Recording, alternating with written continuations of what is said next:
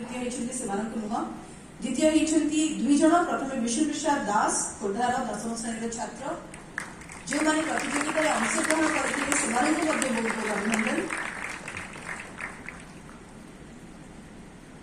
विष्णु प्रसाद दास खोर्धा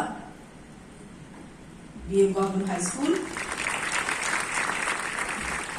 द्वितीय होइछन्ती Amiya Das LMKS high school Bhadrak 9म श्रेणी छात्र दुई जण द्वितीय दुई जण तृतीय स्थान रे अछंती। एथु जणा पड़ुछि कि प्रतियोगिता केते टफ हेतिला आ हम पिला माने भाषा को केते भल पाती। तृतीय मध्ये दुई जण हिछंती प्रथमे Samir Behera town government high school Balasore 9म श्रेणी छात्र।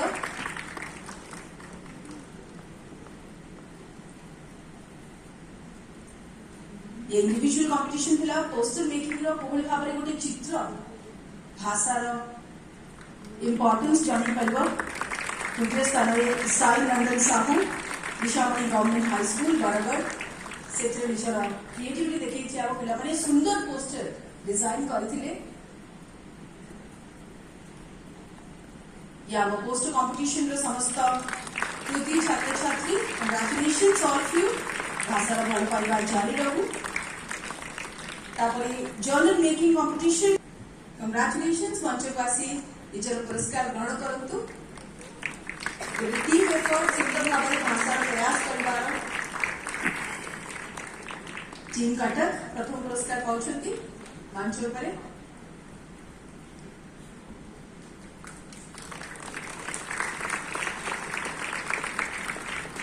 द्वितीय पुरस्कार हम संबलपुर छात्र छात्री माने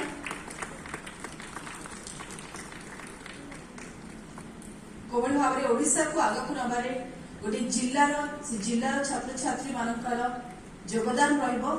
तार सुंदर निदर्शन आम पिला मानकर प्रतिभा जर्नल मेकिंग रे जागी गोटे ग्रुप कंपटीशन थिला। प्रथम पुरस्कार कटक जिला को मिलिछि। द्वितीय पुरस्कार संबलपुर जिला को मिलिछि।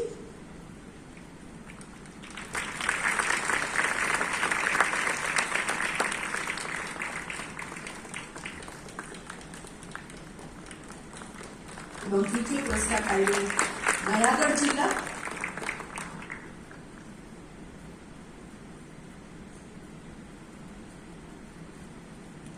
विद्यार्थी मान को अनुरोध करी मंच पर आसी पुरस्कार ग्रहण करेंगे। कटक संबलपुर नयागढ़ और सब जिला पिला माने सुंदर जर्नल मेकिंग प्रतियोगिता रे भाग लेते बहुत बहुत अभिनंदन से पुरस्कार प्रदान करुछंती। आज मुख्य अतिथि माननीय मुख्यमंत्री श्री मोहन चरण माझी और समस्त अतिथि